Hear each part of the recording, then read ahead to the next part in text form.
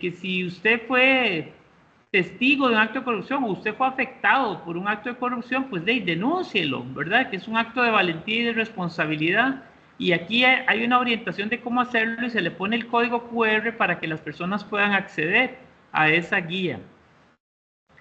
Entonces, ahí lo primero que ustedes van a encontrar es una carta al futuro denunciante. No sé si vieron eso. Es para motivarlo de lo importante de eso que él quiere hacer o está viendo a ver si hace, para que dé el paso.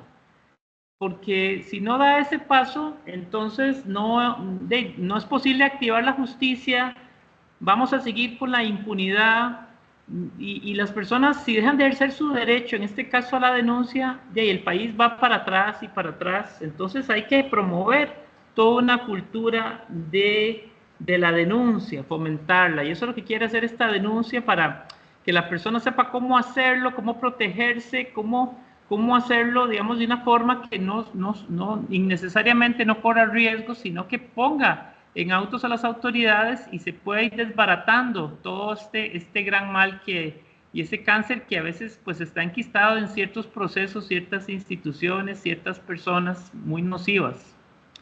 Y es porque hay también una ley que no sé si ustedes la conocen, se empezó a regir en febrero del año 2025, que es la ley 10.437, que es ley de protección de denunciantes y testigos de actos de corrupción contra represalias laborales, ¿verdad? ¿Por qué? Porque a veces, aunque ustedes saben que desde hace muchos años, desde la Ley de Control General de Control Interno y la Ley contra la Corrupción y el enriquecimiento ilícito, está la norma de que la denuncia es anónima y que no se puede saber quién es, pero a veces puede que averigüen. Y entonces ahí es donde empiezas a tener problemas en la oficina porque el denunciado se da cuenta y te persigue y te quita las funciones y te hace la vida imposible. Entonces, esta ley busca proteger de ese y muchas y cualquier tipo de represalias que quieran coger contra la persona denunciante. O contra los testigos también, ¿verdad? Que hay. O vamos a ver que no solamente contra el denunciante, es que a veces la agarran también contra un compañero del denunciante o un familiar que trabaja ahí mismo, que claro, entonces tal vez para no darse directamente el color, lo toma contra ese compañero, contra ese familiar. Y también la ley protege a los familiares hasta el 4º grado de consanguinidad.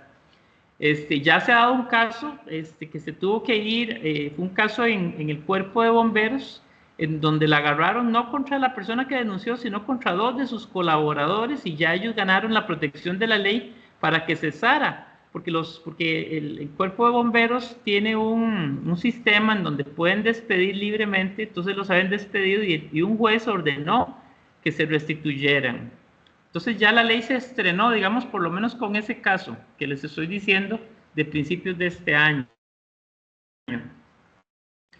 Y saber que denunciar no es traicionar, sino que es proteger lo nuestro. Es tratar de que se usen bien los recursos que son de todos y que nadie se los lleve, que los malgaste, ¿verdad? Que los siga aprovechando para sí, para sus amigos, para sus familiares.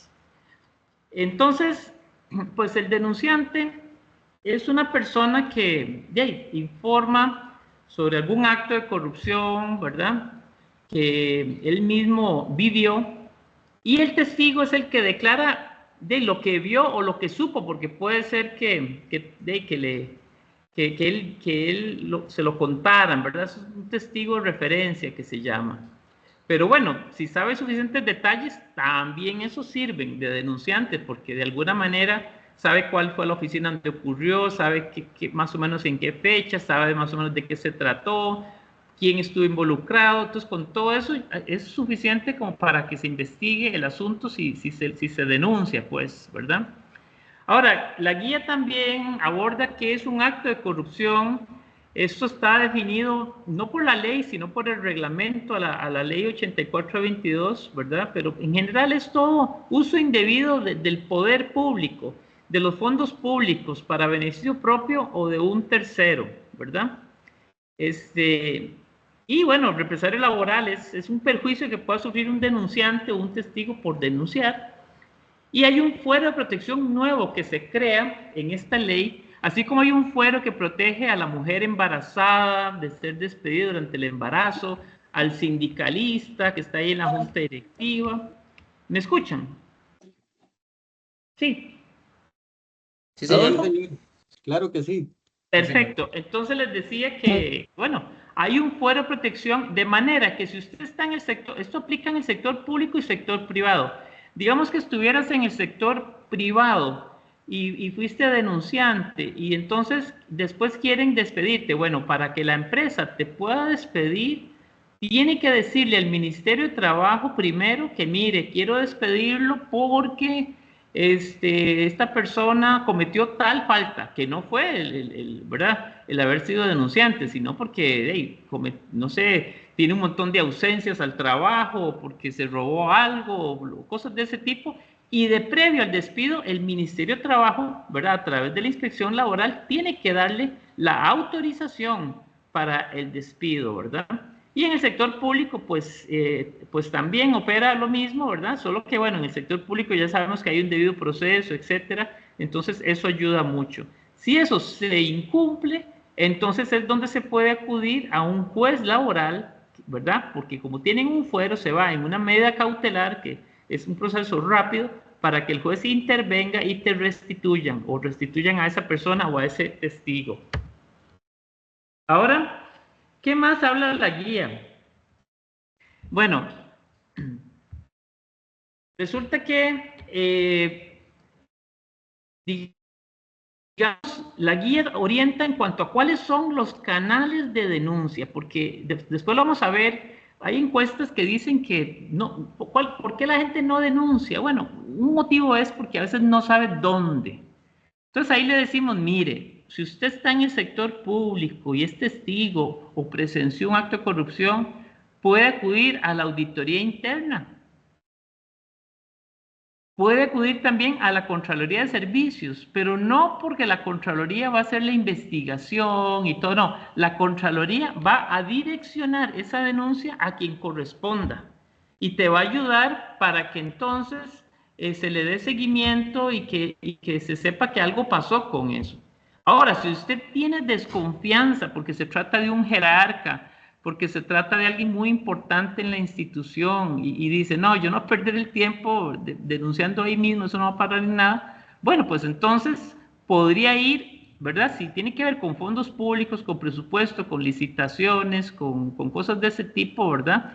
Puede ir a la denuncia, al área de denuncia ciudadana, a la Contraloría de la República, que hay todo un, si ustedes entran a la página web van a ver qué fácil, hay todo un formulario fabuloso de cómo hacer una denuncia, te orienta mano a mano, o sea, de manera que se facilita muchísimo el proceso, o puede ir también a la Procuraduría de la Ética Pública, ya sea a la página web o ellos siempre tienen un abogado que está, digamos, por rol, que te atiende, te dice qué es lo que usted vio, te orienta y te ayuda en eso, ¿verdad? Si son cosas que no tienen que ver con Hacienda Pública, pensemos que hay un conflicto de intereses en donde usted sabe que una persona que está tramitando algo en la institución, el que lo está resolviendo es la esposa o el hermano, y que claro, ¿y cómo le va a negar la patente o cómo le va a negar esto si es familia? Bueno, esa persona está en la obligación, ese funcionario, de no participar en esa decisión porque pues hay un conflicto de intereses. Y si participó,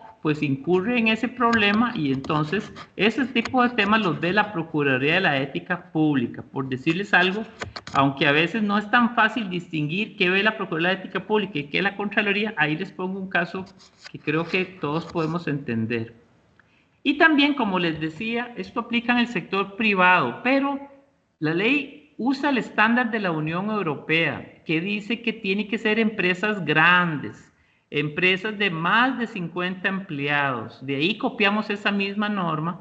Entonces, claro, si es una MIPYME, si es una empresita con 10, 15 personas, ahí no opera la ley. ¿Y qué es lo que dice la ley? La ley lo que dice es que ese tipo de empresas de más de 50 empleados tienen que tener definido cuál es el canal de denuncias que ellos usan. si es un correo electrónico, si es una línea 800, si es acudir a un buzón, y esa línea, ese canal, esa línea tiene que ser confidencial, tiene que ser confidencial. Y bueno, si se trata de algo que no es una mera irregularidad interna, administrativa, laboral, sino que es algo, ya un delito, ¿verdad? Pensemos en un soborno, ¿verdad? Cosas de ese tipo, ¿verdad? Entonces, ahí vamos a uno de dos lugares. Podemos ir o al OIJ o al Ministerio Público. Si la persona sabe quién fue el que cometió el delito, usualmente va al Ministerio Público, al respectivo, en el que esté en su localidad, ¿verdad? Y si es delitos de corrupción, pues hay una fiscalía ¿verdad? De probidad y anticorrupción. Cuando usted sabe quién fue, pero si usted no lo sabe, usted no está muy, sabe qué ocurrió, pero no tiene el detalle de quiénes participaron, esto, lo otro, entonces se va más al OIJ para que investigue, ¿verdad? Pero no hay que ir, no es que usted tiene que ir a la oficina, no. Vean, apunten este número todos. Yo no sé si ustedes saben que existe un centro que trabaja 24 horas al día, 7 días a la semana, 365 días al año. Y esta línea es una línea 800 para todo tipo de delitos. Usted llama ahí, no le van a preguntar cómo se llama, no le van a pedir nada de información suya personal, sino que sencillamente que usted indique qué es lo que quiere denunciar. Si es, por ejemplo, un acto de corrupción, bueno, ¿qué fue lo que ocurrió? ¿Dónde? ¿Cuándo? ¿Cómo? ¿Dónde? ¿Por qué? ¿Qué cosa podría aportar usted para que ellos arranquen la investigación? Y ellos son los que después de que usted pone eso allí, entonces tienen que ir y coordinar con el OIJ, con la oficina respectiva, para ver que ellos tomen ese dato que usted dio, esa información, y ya empiecen a revisar para verificar si es cierto o no es cierto, hasta qué punto sí, hasta qué punto no, y seguir adelante con todo el procedimiento.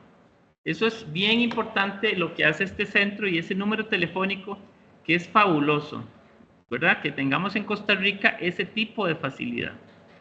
Ahora, también les decimos a las personas que quieren ser denunciantes que tomen estos 6 pasos para organizarse antes de ir a buscar a una auditoría interna, ir a la Contraloría, ponerse a llenar un formulario de denuncia.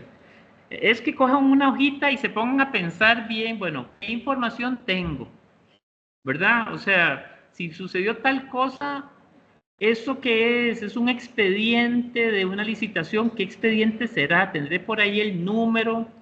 ¿Tendré por ahí alguna otra información sobre quién fue el contratista o la empresa o los funcionarios? ¿O si hay algún documento que yo tenga? ¿O quiénes fueron testigos? ¿Cómo localizarlos? ¿Qué cargo tienen? ¿A dónde trabajan? ¿En qué fecha fue eso? ¿Verdad? Cosas que le ayuden. Ustedes tienen que poner como del lado del que va a investigar, de que necesita un poquito más de carnita para llegarle al caso, ¿verdad? Porque si ustedes nada más dicen un gran chorizo en el Ministerio de Seguridad Pública, ¿verdad? Y tuvo que ver con los chalecos, pero no te dice mayor cosa. Eso se dio en la proveeduría, se dio por parte de algún oficial encargado de dar las especificaciones del chaleco. O sea, tienen que dar un poquito más de detalle para poder ver de qué estamos hablando exactamente. Y verificar qué tengo y qué no tengo, porque la verdad es que uno como denunciante, pues le da pensamiento y aporta hasta de donde uno pueda tener información, porque uno no es un detective tampoco, pero por lo menos puede verificar qué me consta, qué no, qué tengo, qué no tengo, ¿verdad? Y luego, el tercer paso es decir, bueno, ¿y esto a dónde lo llevo? ¿Será esto un delito? ¿Voy a llamar a esa línea que les decía antes? ¿O tiene que ver más con algo de Hacienda Pública, ir a la página de la Contraloría a poner la denuncia? ¿O a los dos lugares? O sea, eso es una decisión que hay que tomar. Y luego, pues sí, usualmente, si usted quiere presentar la denuncia, usualmente le van a pedir que usted mismo de su puño y letra o de su typear ahí en el teclado vaya poniendo, ¿verdad?, qué es lo que, por escrito, qué es lo que usted está denunciando. Es muy importante, y la guía también te ayuda, es el paso número 5, a conocer los derechos que tiene la persona denunciante. Y uno de los derechos es a que a la denuncia le den como un número de seguimiento, una cosa por el estilo, para saber uno en qué paró el asunto. Porque vamos a ver que muchas personas no denuncian, ¿verdad? Entre otros motivos, porque dicen, no, hombre, esto no va a quedar en nada, nunca sé, nunca me informaron qué pasó, ¿verdad? Entonces, eso es muy importante, el seguimiento del caso. Y para eso hay muchas formas. A veces uno puede inventar un correo electrónico, ¿verdad?, nuevo solamente para eso, y ponga denunciante tal cosa, ¿verdad? Y solo usted tiene acceso a ese correo, y ellos, por lo menos la institución, podría irle diciendo cómo avanza la cosa, o si necesitan alguna información adicional, sin necesidad de dar usted su propio correo, ¿verdad? Porque a veces hay gente que dice, no, yo no quiero poner correo, yo no quiero poner nada. Bueno, pero después va a ser un problema, porque si usted no pone alguna cosa para que lo notifiquen, ¿cómo va a saber usted después en qué paró la denuncia? Esos son los consejos que estamos dando. Que usen un seudónimo, usen un correo nuevo que crean solamente para eso, y que ustedes sean los que tienen el acceso para saber cómo va la cosa. Sobre el marco legal, algo les adelanté, ¿verdad?, de que hay pues diferentes leyes que hablan sobre estos temas. Ya vimos la ley contra la corrupción, la ley de control interno en cuanto a la confidencialidad del denunciante, la ley que les digo que se aprobó recién y empezó a regir ahora en febrero del año pasado, y también pues hay una ley vieja de protección a denunciantes y víctimas de delitos, que eso está, hay una oficina que trabaja que funciona adscrita al Ministerio Público, ¿verdad? Y que la nueva ley, la 10.437, dice que si son testigos y víctimas de actos de corrupción, pues también merecen protección cuando se trate de que haya riesgos contra la integridad física o contra la vida, de que usted sufra amenazas de muerte, el denunciante, el testigo, cosas de ese tipo. Entonces hay una oficina que te puede dar esa protección, y eso es muy importante saberlo.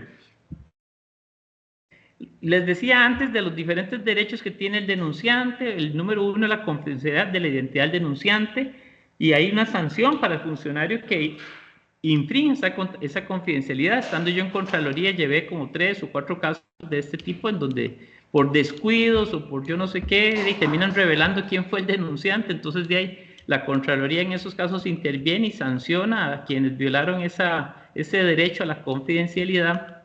Hay derecho a protección frente a represalias laborales. También la ley establece que la defensa pública laboral está en la obligación de darte asesoría legal gratuita, ¿verdad? Para si empezás a sufrir represalias como trabajador por haber denunciado.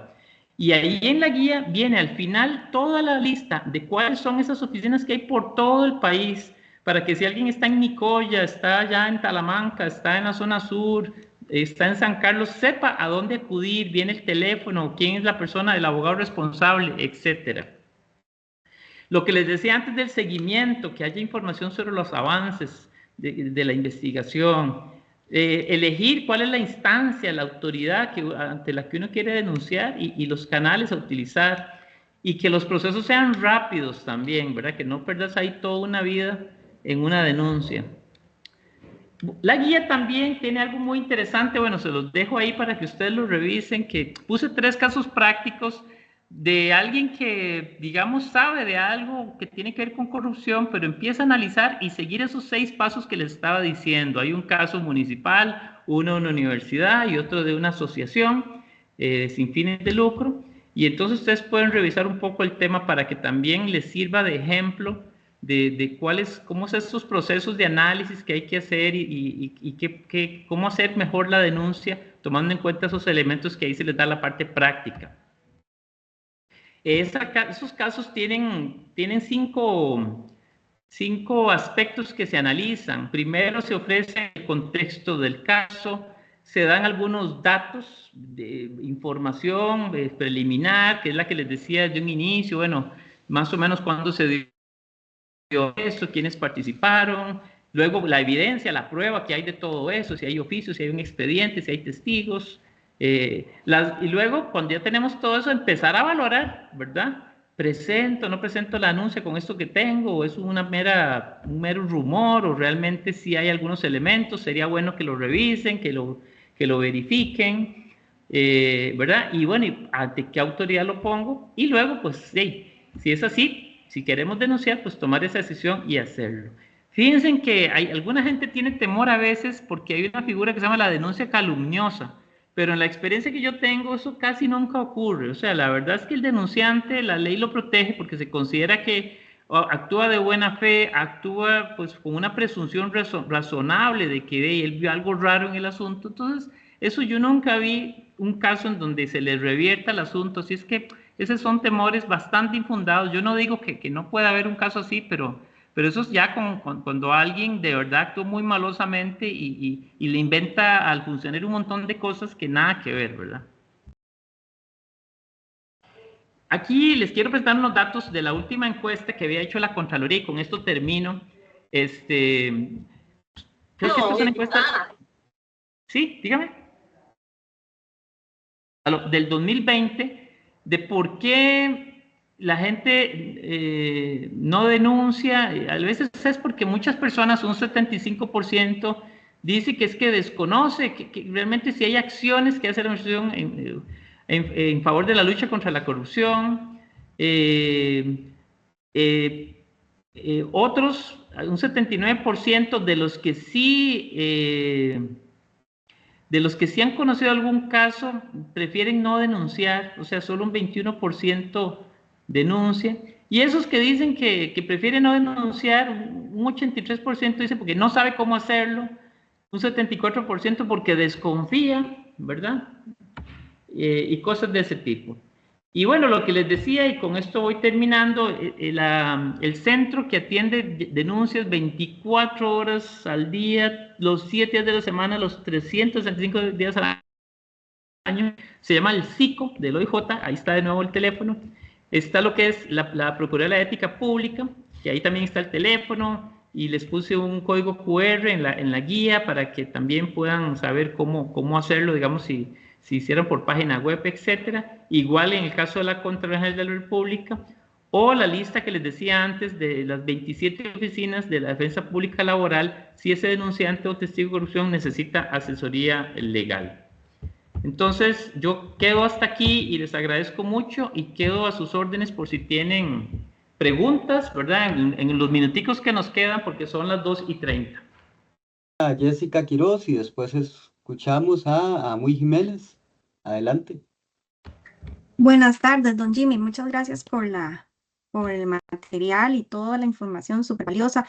Vi que en el chat compartieron el link para, digamos, ver la guía. Es una Canva. ¿Hay posibilidades de descargar ese documento y poderlo guardar, digamos, en nuestros computadores o solo por medio de ese link? Vea, en este momento se lo voy a mandar a don Adolfo, al WhatsApp. Don Adolfo, y si usted me hiciera el favor de si tiene alguna red de WhatsApp o algo así, se los hace llegar porque ya está descargada. Muchas Muy gracias, bien, don muy Jimmy. bien. De ahí del WhatsApp lo pasamos aquí a la computadora para compartirlo Ok. también, don Jimmy. Sí, viera que nada más que una cosa pequeñita, hubo un errorcillo en la última página sobre el nombre de una organización que nos financió esta guía. Entonces le pediría que use este que le pasé, o bueno, ya en Canva también ya se corrigió. A Muy Jiménez, adelante. Sí, Elena. muchas gracias. Gracias.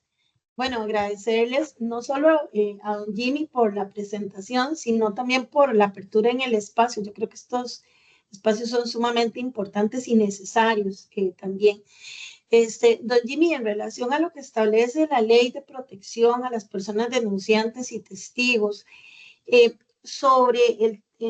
uno de los artículos de la ley, creo que es en el artículo 4, se cita todas aquellas posibles acciones que pueden ser consideradas como represalias laborales por parte de un patrono hacia personas que estén actuando, ¿verdad? Tanto como denunciantes como testigos. Pero a mí me queda tal vez la duda, porque en alguna parte decía que incluso la apertura de procesos disciplinarios. Bueno, a nivel de lo que es sector público, por así decirlo, pues todos manejamos el debido proceso, ¿verdad? Por diferentes situaciones, pero la duda consiste en si existirá de alguna manera alguna responsabilidad para las áreas de talento humano, de recursos humanos, por abrir, o para la jefatura de esta persona, abrir un proceso disciplinario, aunque no tenga absolutamente nada que ver con el tema del denunciante. O sea, el denunciante puede estar presentando una condición ahí por una situación, digamos, a nivel de compras irregulares o alguna situación, pero por otro lado llega tarde todos los días, ¿verdad? O no está cumpliendo adecuadamente con su jornada. Entonces, la apertura de estos procedimientos disciplinarios que no guardan relación directa con el proceso de denuncia, podrían implicar algún tipo de activación del fuero protector, ¿verdad? En virtud de su condición de denunciante. Muchísimas gracias.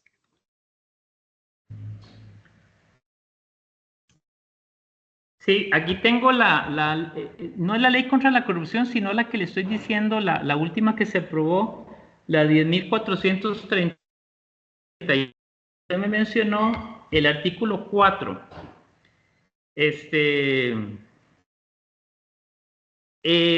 Dice que está prohibida las represalias laborales, ¿verdad? Contra testigos o denunciantes de actos de corrupción y las amenazas en ciertas condiciones como las siguientes. Y entonces vienen una lista grande. Dice que, claro, dice que está prohibido que se suspenda, se despida o se destituya a un denunciante, porque justamente la ley lo que busca es protegerlo. Ahora, yo no sé ¿cómo explicarle? Esto es que a alguien, por ser denunciante, se le abra un procedimiento. Como quien dice, usted es un sapo, usted es una persona que traicionó a la institución, que traicionó la lealtad contra el jerarca. Bueno, si eso es así, claro que está prohibido. Pero si se está abriendo el procedimiento porque, qué sé yo, la persona sencillamente incumplió con sus responsabilidades, ¿verdad? Qué sé yo, que cometió una falta grave de las que están ahí en las diferentes leyes, en el reglamento autónomo de servicio, eso no tiene ningún problema porque no tiene relación con que él haya sido denunciante o testigo de corrupción. No sé si es a eso a lo que usted se refiere. Sí, correctamente, don Jimmy. Es que en el inciso F del artículo habla iniciación de acciones disciplinarias e imposición de medidas disciplinarias, ¿verdad? Entonces lo deja, claro, desde mi punto de vista, como muy no abierto, se va a esperar ¿verdad? el denunciante. No, es que digamos, una cosa es que te hayan despedido y otra cosa es que te digan, le vamos a abrir un procedimiento. Pero mujeres, están en el camino a hacerlo. Ahí es donde eso está prohibido, es que no pueden ni intentarlo siquiera. Porque no pueden abrirte un procedimiento por haber sido denunciante, haber sido un desleal y esto y lo otro. Eso no se puede. Pero sí me pueden abrir un procedimiento por acciones, por incumplimiento de responsabilidades. Claro, claro, eso sí. Okay, No. Eso es una potestad que tiene el patrono siempre. Okay. Sí, no, eso sin ninguna duda. Es cuando el procedimiento es alegando ese tipo de cosas que les repito, es ridículo, pero hay gente que cree que es eso, que usted es un desleal y que usted es una persona que traicionó a la institución al poner una denuncia y estar divulgando cosas chat, que nada que ver. Bueno, hay gente así. Estaré en otra. De acuerdo, Jimmy, muchas gracias. Jimmy, estamos aprovechando ya que la gente está interesada en la temática y ahí tenemos a don Luis Fernando que tiene la mano levantada. No, si alguno de ustedes desea que yo le repita esta charla en su institución para que aprovechemos y divulguemos el manual, lo mismo, me dan un ratito ahí, media horita, y lo hacemos, con mucho gusto. Ahí don Alfo tiene mi teléfono, si no apunten, es el 70 16 15 09, y yo con mucho gusto saco el ratito porque me interesa mucho que esto se divulgue, y cuesta mucho, ustedes saben lo que cuesta la administración pública. Es que si ustedes van a hacer ese canal, esa forma de ayudarme a mí en ese sentido, ayudar al país, fabuloso. Perdone, 7016. 1509. Gracias. Con toda confianza me escriben, me dicen, mire, yo estoy interesado, ¿qué le parece tal fecha, tal otra? Y nos vamos poniendo de acuerdo y con mucho gusto lo hacemos.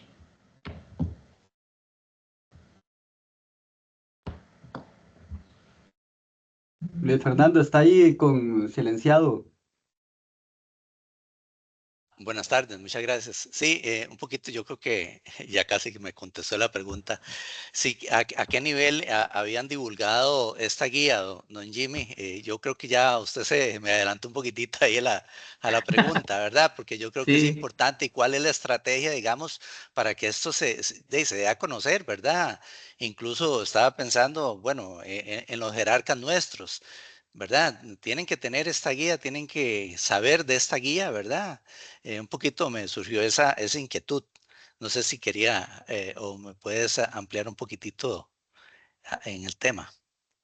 sí, bueno, miren, esta guía se hizo el lanzamiento en un evento que el 19 de agosto, que fue un foro sobre sociedad civil con 70 participantes de ONGs, porque esto va dirigido a la ciudadanía, digámoslo así.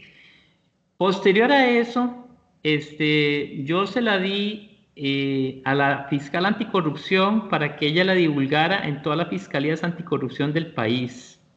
Se la di también a personas del OIJ. Se la di también a personas de la Procuraduría de Ética Pública y de la Contraloría. Y coordiné con la Secretaría Técnica de Contralores de Servicio para que se las enviara a ellos. Y entonces yo tuve ya un webinar como este con los Contralores de Servicio. También se las hice llegar a la ANAI, que es la Asociación Nacional de Alcaldes e Intendentes, y ellos la circularon entre las municipalidades, pero estamos pendientes, pues yo les pedí igual, mira, circúlela, pero si quiere alguna municipalidad o un grupo de alcaldes, lo que fuera, que lo expongamos con mucho gusto. Le pedí, gracias a Dios, hace como 3 semanas, ¿verdad, don Adolfo? Que si me da usted el chance, y ahorita pues me dijo que sí, y lo estoy haciendo entre ustedes que trabajan en estos temas tan vinculados a estas cosas que estamos hablando. Se lo pedí también al Instituto de Auditores Internos para verlo con auditores internos. Se lo pedí a la Contraloría de la República. Es decir, ustedes saben cómo es esta cosa, ¿verdad? Está uno como pedigüeño. Por dicha, les repito, yo estoy, digamos, pensionado, estoy con todo el deseo de ayudar. Entonces, mientras Dios me dé salud y fuerzas, y yo no tengo ningún problema, porque todo esto me apasiona mucho y tengo mucho compromiso con estos temas. Entonces, para mí no es una carga. Para mí, más bien, es una satisfacción muy grande. Y yo siento que ustedes lo piensan igual, de poder colaborar en que estos esfuerzos se difundan y que mediante una cultura de denuncia, de ahí, nos olvidemos del miedo y de la cobardía y realmente hagamos las cosas como Dios manda y hagamos que las autoridades también puedan actuar. Así es que muchas gracias por la pregunta y estoy a las órdenes. Sí, muchas gracias. Don Jimmy, ¿y usted no puede repetir el número telefónico que nos dio hace un ratito, porfa? Ahí quedó en el chat, don Luis Ok, Fernando, ahí para que quedó. lo puedan observar. Muy bien. Vean ustedes que Costa Rica Íntegra no es una institución pública, ¿verdad? Sino que podríamos decir que es un esfuerzo de la sociedad civil, de las personas en el país en esta temática y que, bueno, ya don Jimmy nos explicó sobre muchas instituciones o agrupaciones en las instituciones públicas que han recibido la información, pues nosotros también la compartimos y aquí tenemos una última de don Marco Sandoval, adelante. Gracias, don Jimmy, del Ministerio de Seguridad Pública, Marco Sandoval.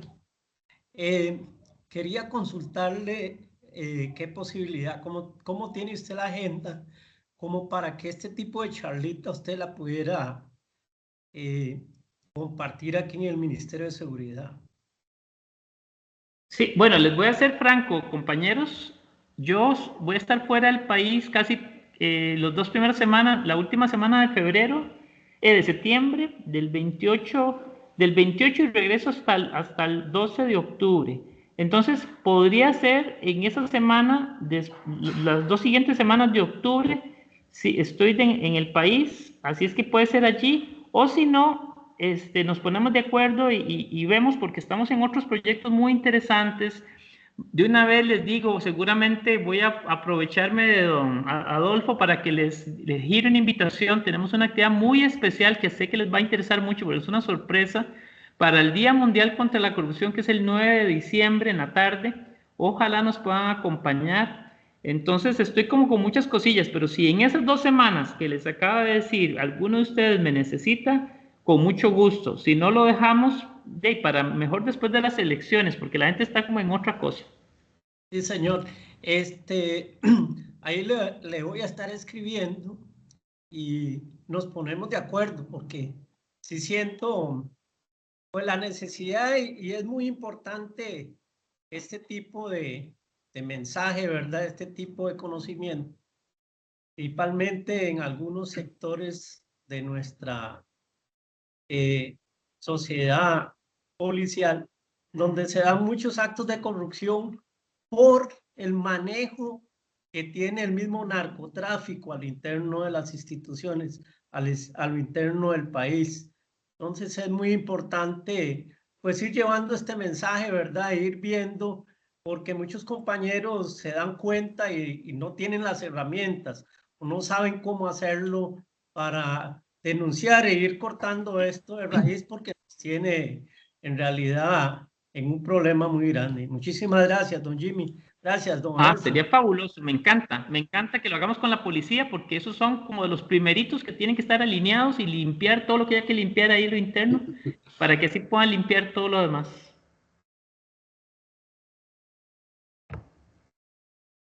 Muy bien, Adolfo, ¿usted qué dice? Muy bien, muchísimas gracias, don Jimmy.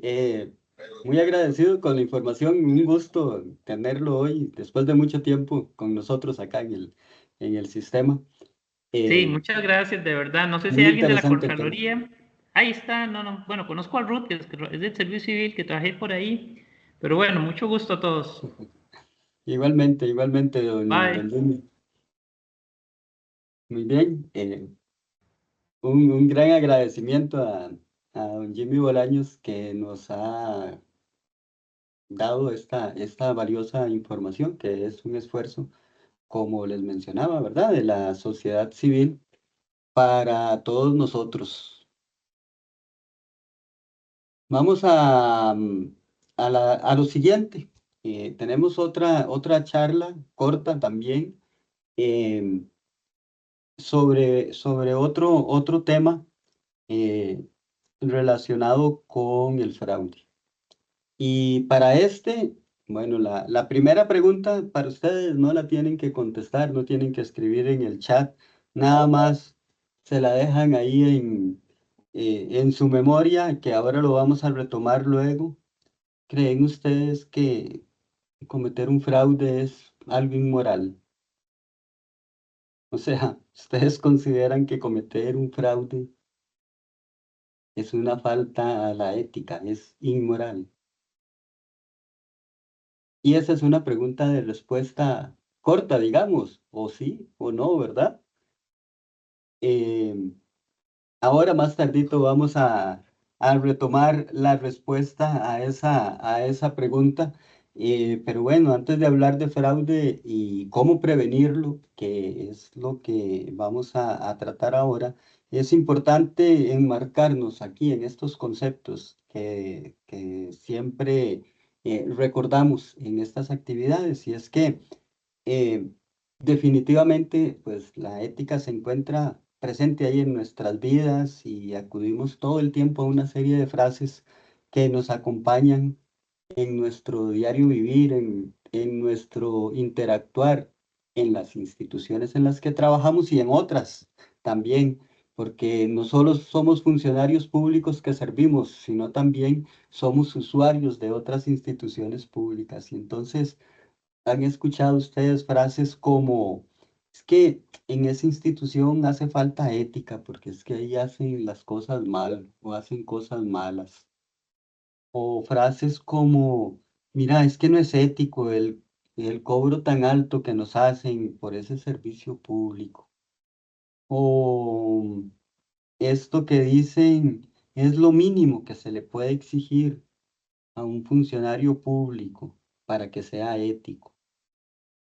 Yo hago lo correcto porque es un buen acto, porque es un acto acorde a la ética. Y esas son frases que se podrían decir o se podrían escuchar constantemente y que es parte de nuestras vidas. Bueno, y ya ustedes sabrán, ¿verdad? Cuando hablamos de la ética estamos hablando de una pretensión, no de una obligación, de orientar a las personas, porque cuando hablamos de ética definitivamente hablamos de las personas y esa autorregulación que debemos de tener, esa convicción y esa forma de definir uno mismo para uno mismo cómo va a actuar. Estamos hablando del pensar antes de actuar. Así es que, como lo dice ahí en la pantalla, la ética lo que pretende es orientar la acción humana en un sentido racional y cada uno de nosotros debemos de distinguir el bien del mal, que es algo que todos podemos meridianamente hacer. Y, perdón, no se me pasó a la diapositiva para seguir contándoles. Y hoy entonces vamos a hablar del fraude, pero no desde esa perspectiva legal, normativa. Hoy no vamos a ver ninguna ley, ninguna norma vigente, ningún reglamento. No vamos a mencionar nada de eso. Eso sí, lo que vamos a hacer es una reflexión enfocada en la prevención, que es lo nuestro, que es el tema principal de la ética. Y entonces vamos a hablar de la prevención de el fraude. Todo esto es porque vean lo que dice Fernando Sabater en ese libro que se llama Ética para la Empresa. Pueden ustedes ahí observar que la ética y el derecho pues tienen sus diferencias. Dice ahí que el derecho es reactivo, o sea, el derecho suele enfocarse en esas situaciones negativas, incluso principalmente en esos actos que ya ocurrieron y que hay que valorar desde la ley si son correctos o incorrectos, digo, perdón, legales o ilegales, ¿verdad? Y si corresponde aplicar alguna sanción por lo que las personas han hecho. Y en cambio dice Sabater que la ética tiene otro enfoque, que no es reactivo, que es más bien proactivo. O sea, lo que dice ahí es que busca lo bueno en las personas y no solamente pretende evitar lo malo. No se trata nada más de eso, sino que también dentro de cada uno de nosotros hay una serie de acciones buenas que podemos realizar si logramos pensar antes de actuar. Así es que vean que al final del texto dice que corresponde a la ética innovar hacia lo mejor y no se trata solamente de prohibir evidentemente lo peor. ¿Recuerdan la pregunta inicial que les hacía? ¿Cometer un fraude es inmoral? ¿Sí o no? Seguro que todo el mundo podría contestar que sí, que es inmoral. Por supuesto que hay que prohibir el fraude, hay que regular, hay que generar leyes normativas, ¿verdad? Pero también hay que proyectarse en positivo con este tema, innovando hacia lo mejor, como dice el texto. Y con ese preámbulo, con ese contexto que le damos al tema, ahora sí, ya les hablo justamente sobre el fraude de una manera más puntual. Vean ustedes que según la UNESCO, el fraude tiene que ver con esa intención de engañar a los demás. ¿Para qué? Para ganarse algo de manera ilegal, de manera desleal. También uno entiende el fraude como esa acción que es contraria a la verdad y a la rectitud para perjudicar a otros, incluso al Estado. Y bueno, en la web, uno en el diccionario del Poder Judicial puede encontrar otras definiciones más, entre las que hay ahí. Vean ustedes que se dice que es una acción contraria a la verdad o a la probidad, que causa un daño, también dice que es un engaño. En fin, hay diferentes maneras de ir definiendo este tema del fraude, pero todos hemos escuchado sobre algunos tipos de fraude y aquí hay algunos mencionados, por ejemplo, el fraude fiscal, el fraude electoral que se ha dado en otros países, incluso en corta data recientemente. Em, Uno muy famoso, el fraude bancario, donde sabemos que incluso anda por ahí algún proyecto de ley donde se quiere regular un poco ese tema e ir definiendo quién asume qué responsabilidades en ese tipo de temas. El fraude telefónico, ¿verdad? A quienes han llamado, si estuviéramos ahí presencial, les decía, levanten la mano y seguro que más de una mano habrán levantadas, porque bueno, a mí me han llamado para decirme que me gané unos premios de cosas en las que yo nunca participé, ¿verdad? Entonces, qué raro y qué susto. No, gracias, pero eso se da mucho. Incluso telefónicamente enredan a las personas y los han engañado, han cometido un fraude. Eh, Ahora también existe estas aplicaciones como el WhatsApp y eso, que también les ha facilitado para delinquir, perdón, por ahí. Y bueno, otro con el que se han hecho muchas campañas, incluso a nivel de instituciones y desde el MISIT, es con el fraude informático, ¿verdad? Donde nos han explicado cómo debemos protegernos y demás.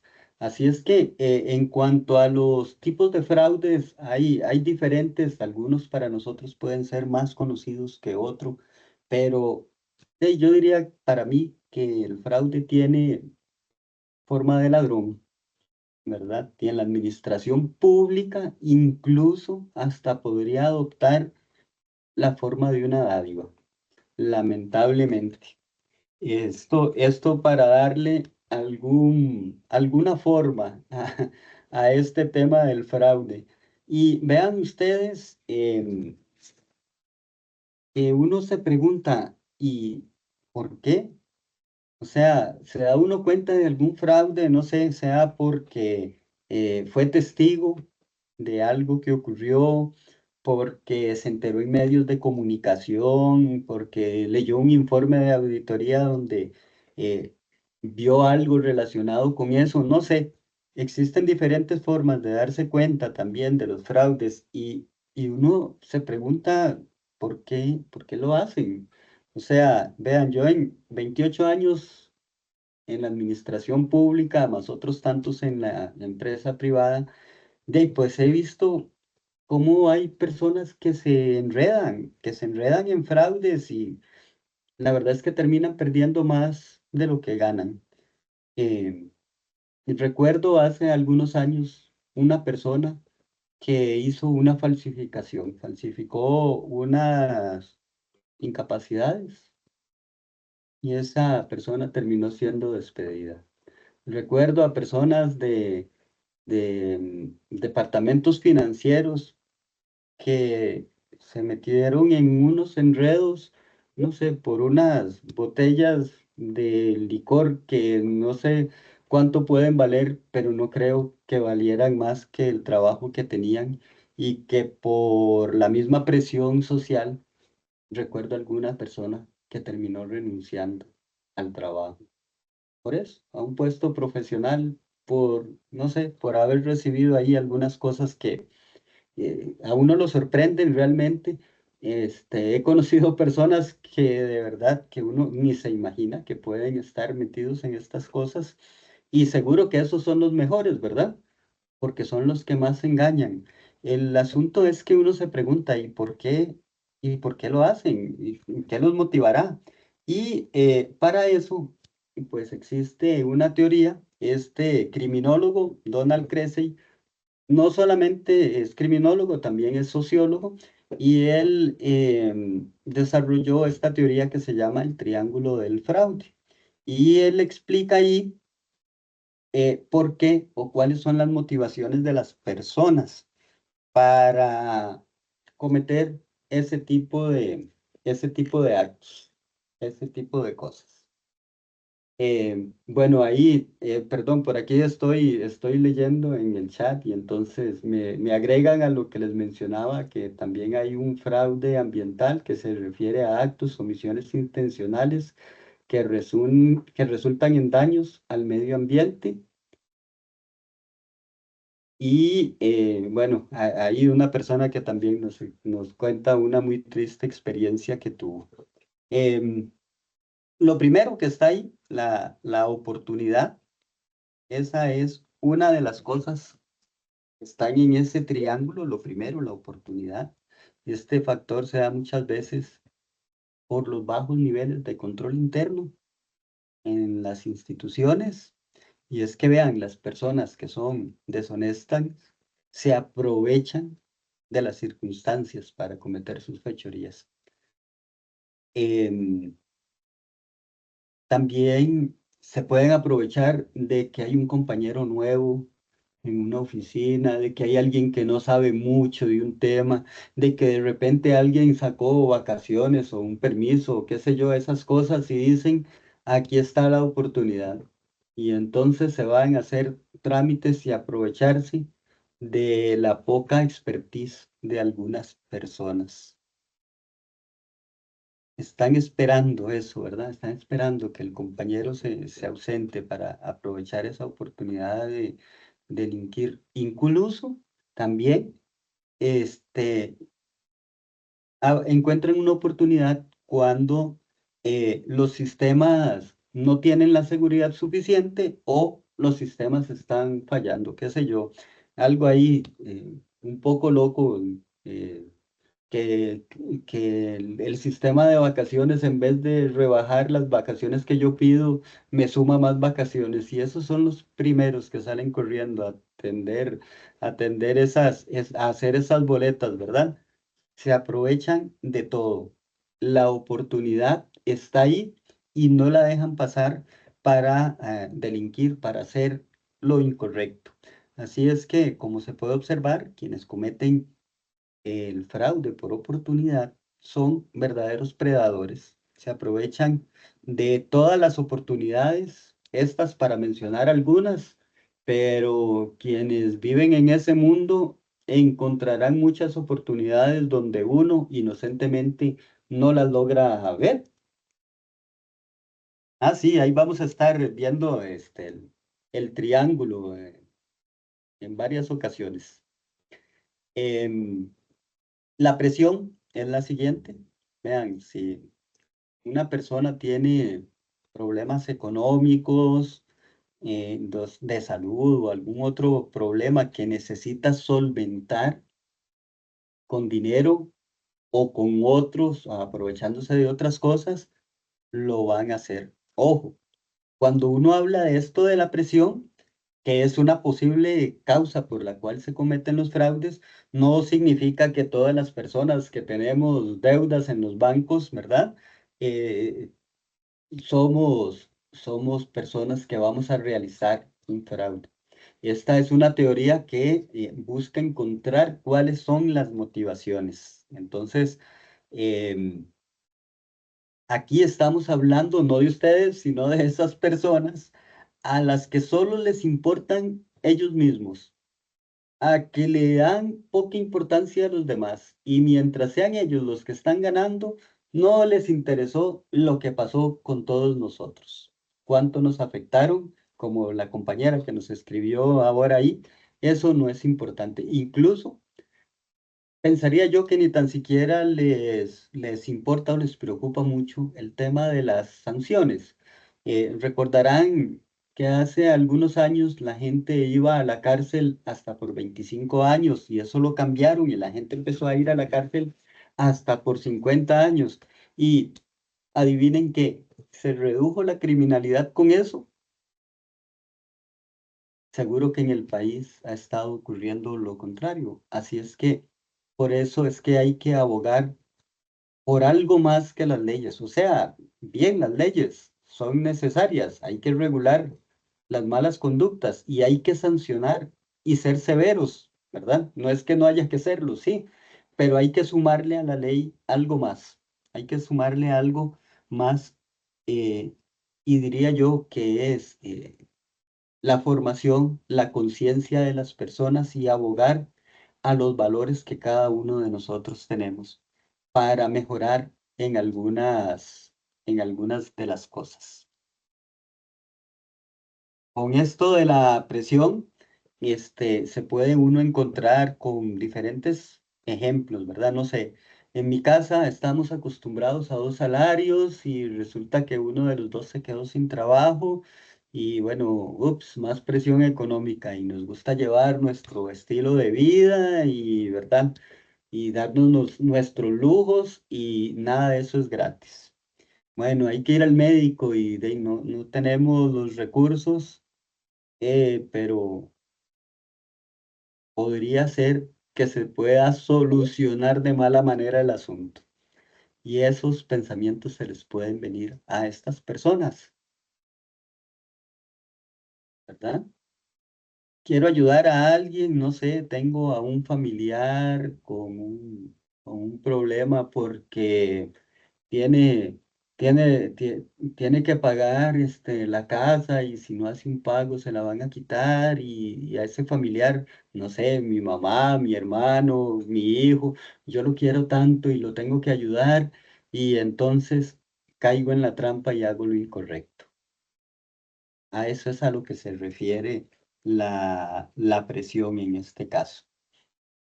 Y la otra es el razonamiento. Ya vimos la oportunidad, la presión y el tema es el razonamiento. ¿Sabían ustedes que somos nosotros los únicos seres vivos en el planeta capaces de razonar? Todos tenemos esa maravillosa oportunidad de pensar antes de actuar. Pero vean qué curioso, no solo eso, es que hasta tenemos una capacidad increíble para aparentar y decir y justificar que lo que hicimos mal estaba bien. Ah, sí, sí, sí, eso no, eso que yo hice no estaba mal porque y encontramos un razonamiento para eso, ¿verdad? Así de maravillosos somos. Y la persona que acude a esto para el fraude, pues se encuentra con muchas frases que seguro ya ustedes han escuchado en algún momento. Ahí la primera que está es que el que es mandado no es culpado. A mí el jefe me dijo que hiciera eso. Yo sabía que estaba mal, pero yo lo hice porque el jefe me dijo. Y el asunto no puede quedar ahí, ¿verdad? O sea, en realidad no es tan así. Otro, esa empresa no se va a hacer pobre. No sé, yo trabajo de cajero en uno de esos eh, supermercados grandes y la verdad es que si me robo 1.000 colones por día, ¿ustedes creen que el supermercado vaya a quebrar por eso? No, la empresa no se va a hacer pobre. Yo trabajo en una institución pública que tiene unos presupuestos de no sé cuántos miles de millones de colones. Y si yo cometo un fraude ahí por 50.000 o por 100.000, ¿van a cerrar la institución? No, no van a cerrar la institución. Ah, bueno, entonces sí, ¿verdad? Entonces sí puedo hacer el fraude. Vean ustedes qué razonamientos, ¿verdad? Porque así son los razonamientos. Hey, otro dice, mira, es que la verdad es que yo hice eso, está malo, pero yo he visto gente hacer cosas peores que yo. Vean qué consuelo, ¿ah? Hay gente que hace peores cosas que las que yo hago, entonces por eso yo me justifico para hacer cosas incorrectas. Y la clásica, yo lo hago porque todo el mundo lo hace. ¿Ven? Yo lo hago porque todo el mundo lo hace.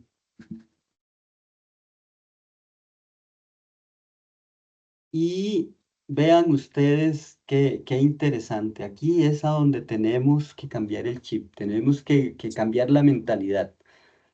¿Recuerdan lo que les pregunté? Que si consideraban inmoral el fraude, pues entonces cambiemos esto de yo lo hago porque todo el mundo lo hace y transformémoslo en yo no lo hago porque todo el mundo lo considera inmoral. Es una forma de razonar y en la que seguro todos estamos de acuerdo, ¿sí? El razonamiento definitivamente es uno de los principales facilitadores de los comportamientos poco éticos porque permiten a la gente actuar inmoralmente y se convencen a ellos mismos de que lo que están haciendo está bien. Y creen que nos engañan a nosotros con esas justificaciones. Y bueno, podría ser, ¿verdad? Esa es la esencia del fraude, el engaño. Pero al final, si ellos se la están creyendo, pues ellos mismos se están engañando. Así es que esto del razonamiento tiene un gran peligro. ¿Por qué? Es que al final ni tan siquiera ellos, quienes cometen el engaño, se logran dar cuenta de que están haciendo las cosas incorrectas, de que están haciendo las cosas mal. Así es que este es el triángulo del fraude según Donald Cressey. Las personas actúan o cometen fraudes por oportunidad, por presión o por razonamiento. Pero a eso hay que agregarle otra cosa. Hay otra teoría que se llama el diamante del fraude y que incluye eso mismo que les acabo de contar, más otro tema, que es la capacidad. Entonces, ¿qué ocurre con esto? Es que esto lo podemos traducir como, bueno, la verdad es que no es un tema ni de oportunidad, ni de presión, ni de razonamiento. Es que yo cometo un fraude porque yo lo puedo hacer. O sea, yo tengo las cualidades intelectuales, las aptitudes necesarias, yo tengo ese encanto para engañar a la gente, pues lo hago, porque yo puedo nada más, porque tengo la capacidad, ¿verdad? Entonces, en otras palabras, agregando al triángulo el diamante del fraude, pues entonces ahí se abre todo ese abanico de posibilidades de por qué las personas cometen un fraude. Existen todas estas posibles razones. Lo importante de conocer esto es que tengamos la perspectiva para encontrar la forma en nuestras instituciones de prevenir que este tipo de cosas ocurran. ¿Por qué es inaceptable un fraude? Anoté en la diapositiva una cosa, pero en realidad son muchas. Este autor, Omar Franca, menciona diferentes, algunas relacionadas incluso con los costos de los procesos. Em, Vean ustedes, ¿qué pasa si se da un fraude y el asunto es descubierto? ¿Qué ocurre en nuestras instituciones? Hacer procesos de investigación, hacer procesos administrativos, sancionatorios, y eso ocupa tiempo recurso humano, otros recursos adicionales. En algunos casos, recuerdo con algunos trabajos de investigación en los que yo participé que hasta había que traer gente externa de la institución para que nos explicaran un poco de cómo es que se podían hacer algunos de esos fraudes. En ese caso eran informáticos, así es que necesitábamos gente que supiera de eso. Y todos esos recursos, ¿quién los paga? Seguro, fijo, que nosotros, la ciudadanía, ¿verdad? Por otro lado, hay otros costos también, porque al verse afectada la institución, si es en el proceso de la operación y están pagándose cosas que no hay por qué pagarlas o que se pagaron de manera ilegal, pues también está la ejecución de los presupuestos, y yo eso, sin ser abogado ni conocer mucho de esas cosas, podría entenderlo hasta como un robo, ¿verdad? Para la institución. ¿Y de dónde salen la plata de los presupuestos de las instituciones? Otra vez, de nosotros, de la ciudadanía, lamentablemente. Pero además, vean que este autor menciona por ahí que se estimula la desconfianza. Y entonces, con lo que yo leí, ya me imaginé que íbamos lanzándonos en ese tobogán ahí para abajo, cada vez con menos confianza para la ciudadanía, para el tejido social, como lo menciona él en el texto. Entonces, pues hay que entender que el tema de la ética y la confianza están estrechamente relacionados. Cuando las personas que están en la organización actúan de manera correcta, se genera un vínculo de confianza con la gente, con la ciudadanía, con nuestros públicos metas, ¿verdad? Y ese vínculo no se debe de romper. Ahí me ayudan porque oigo como un micrófono abierto. Ahí me ayudan, por favor, a cerrarlo. Y definitivamente esos vínculos de confianza no se deben de romper, porque recuperar la confianza perdida ocupa de mucho tiempo, ocupa de ingentes esfuerzos de parte de nosotros, funcionarios públicos de nuestras instituciones. eh, por eso es mejor trabajar definitivamente hoy en el tema de la prevención, en convencer a las personas de actuar de manera correcta, en sensibilizar a la gente, porque en caso contrario el asunto se vuelve más difícil.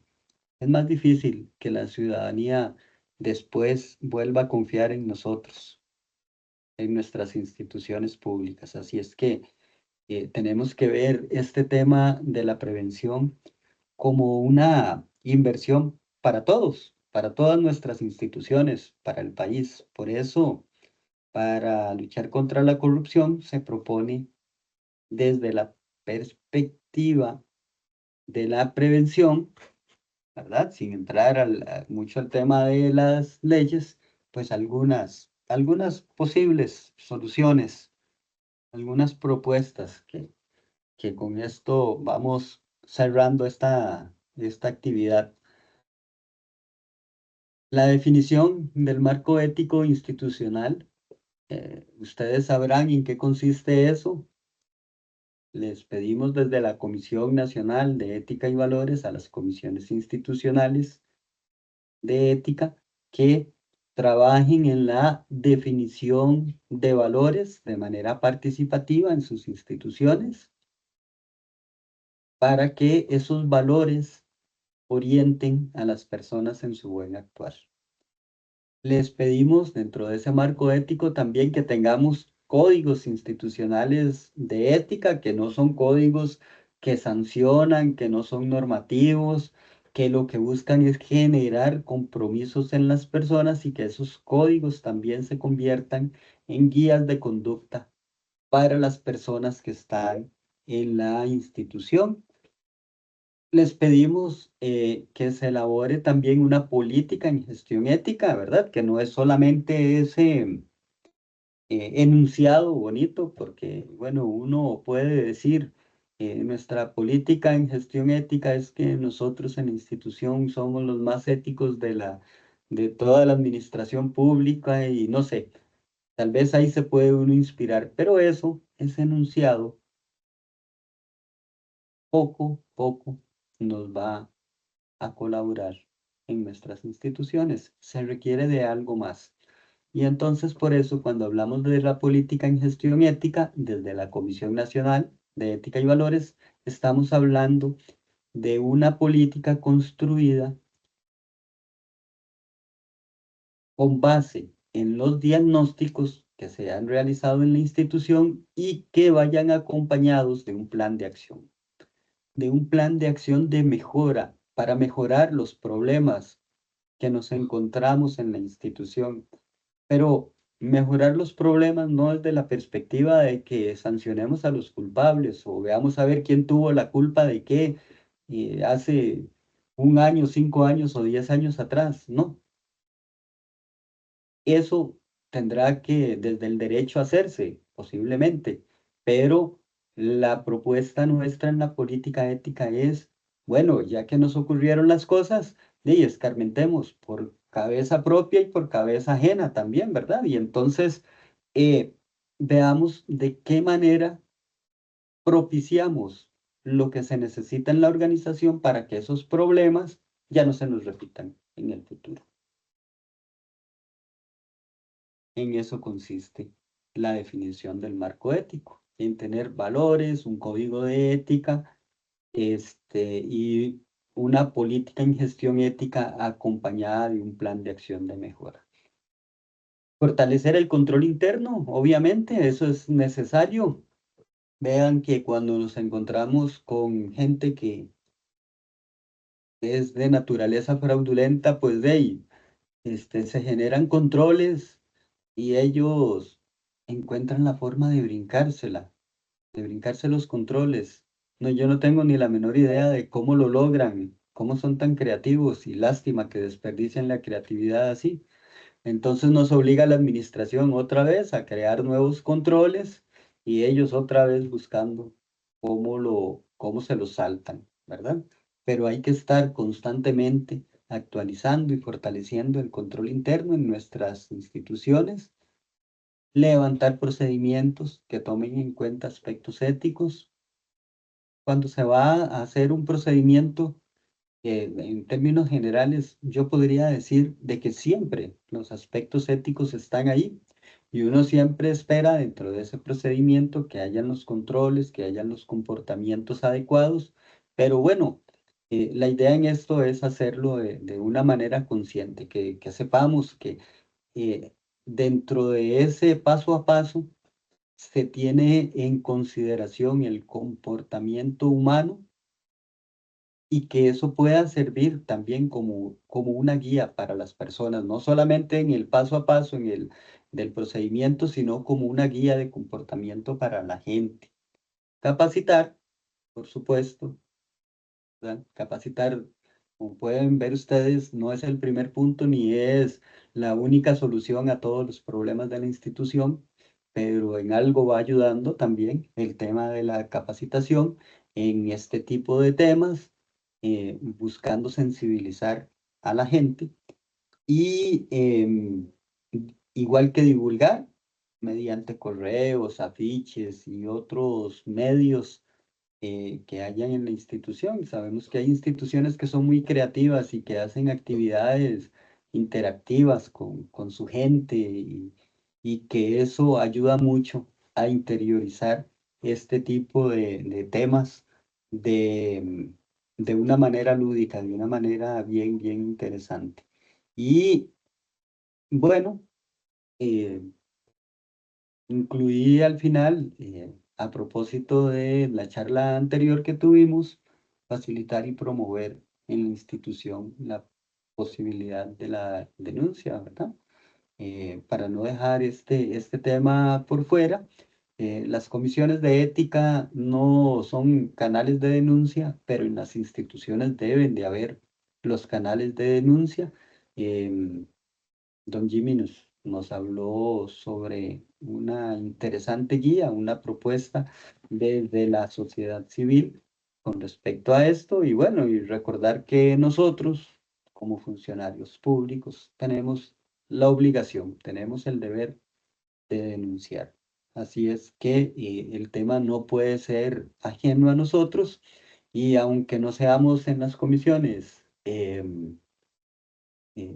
líneas de denuncia, o sea, quienes atienden las denuncias, pues sí podemos promover que la gente denuncie y explicarle a la gente a dónde y de qué manera puede plantear las denuncias. Y para terminar, me devuelvo a esto. Recuerden que yo no lo hago porque todo el mundo considera el fraude algo inmoral. Gente, quedo ahí a sus comentarios con respecto a esta pequeñita charla sobre la prevención del fraude con esta perspectiva ética, o sea, con una perspectiva totalmente preventiva y no normativa. Muchas gracias.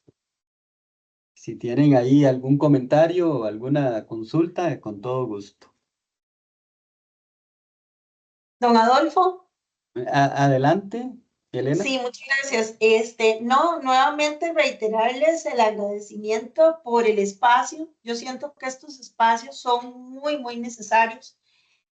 Siento que, como lo explicó en algún momento también don Jimmy, muchas veces la ciudadanía no denuncia por falta de conocimiento, por no saber qué hacer, por no saber cómo hacerlo, a quién recurrir, ¿verdad? Incluso, en algún momento lo conversaba con una compañera que está a nivel de la Comisión de Ética, en la empresa donde yo trabajo, bueno, yo trabajo en la Compañía Nacional de Fuerza y Luz, y decíamos que a veces era paradójico ver las oficinas de recepción de denuncias en el mismo piso, en el mismo edificio y de la misma puerta de frente de donde se encontraba la gerencia, la presidencia ejecutiva o la dirección, y que esto muchas veces también hace que las personas trabajadoras sean conocedoras de situaciones que no están bien, ¿verdad?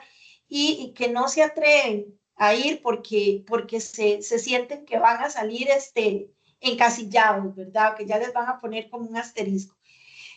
Yo siento que, como lo decía usted, este proceso tiene dos, por decirlo así, dos caminos. Uno que es el totalmente reactivo, ¿verdad? Donde ya no hay nada que hacer, donde definitivamente hay que canalizar a través de canal de denuncias, porque tenemos evidencias de que efectivamente ya ocurrieron hechos que van en contra de la buena gestión y de la gestión transparente en la función pública, pero que si bien es cierto es algo que tenemos que atender y que estamos obligados a cumplir, yo siento que el mayor esfuerzo debería estar en la prevención, en lo que usted nos decía, o sea, seamos proactivos, prevengamos que estas cosas pasen, asesorémosle a la gente.